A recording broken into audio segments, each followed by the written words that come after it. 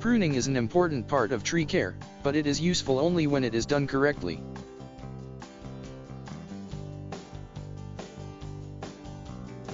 Improper techniques can irreparably damage tree trimming, leading to shorter lifespans and higher risk of branch or trunk failure.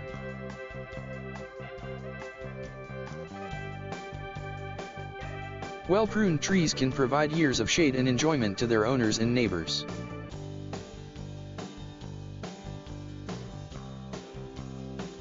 Proper pruning reduces the risks associated with trees, eliminates conflicts with buildings, streets, and walkways, improves their structure, and makes them more attractive.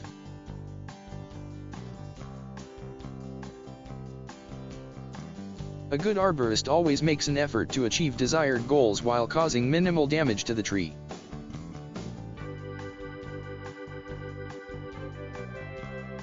In most cases, a good pruning job will remove only dead branches and a bare minimum of live tissue.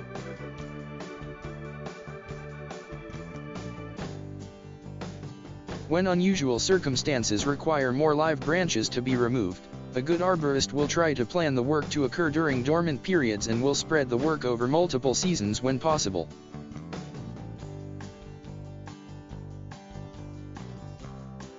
You will want to start out by watering frequently at the base of the tree pruning, then slowly taper off frequency while increasing volume and area of the irrigation.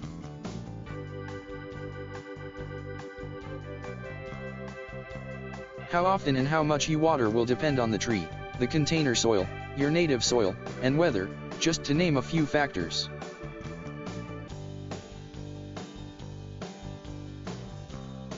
So, although we will offer some general guidelines for watering, the only way to be sure your tree needs water is to dig into the soil and see if it is moist.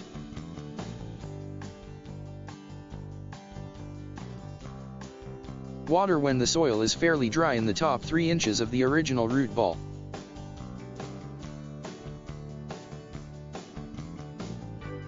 Stop watering when the soil is moist. You do not want to make the soil soggy or leave the tree standing in water for long periods of time.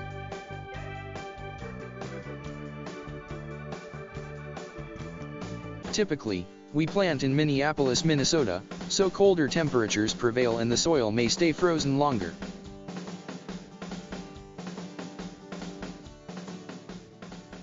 If we have warm days or dry winds, it might be wise to water once or twice a day in the beginning.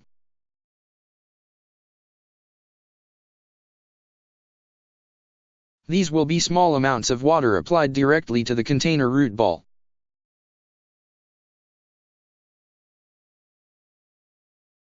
If you never saw the tree before it was planted, focus the water around the base of the tree and outward approximately 2 feet from the trunk.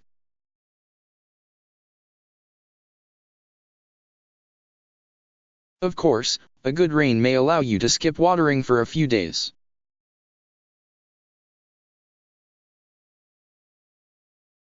Again, poke a finger into the soil to see if it is dry before adding more water.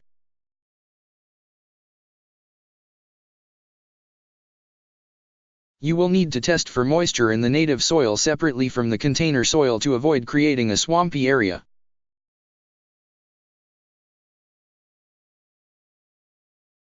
It used to be common for tree workers to ascend on spikes, also called gaffs or climbers.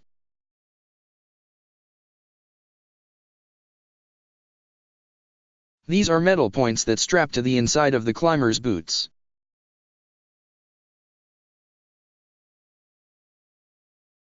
The climber stabs them into the wood and they allow him to step up into the tree.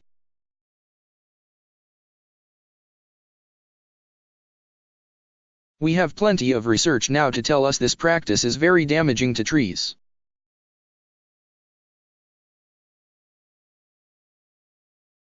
Each of the entry points becomes a potential source of decay and/or disease organisms.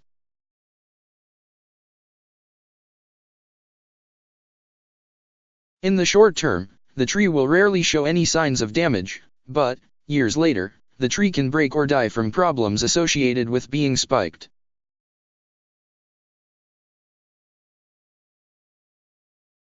The correct method of ascending a tree is either to climb with a rope and harness, or to climb into the canopy with a ladder and then install an approved rope and harness system.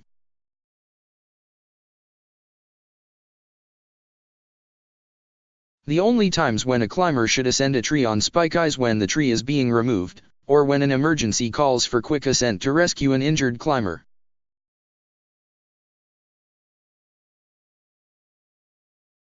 Even many rescues can be performed without spikes, but a few situations may arise that would make them the best choice in an emergency.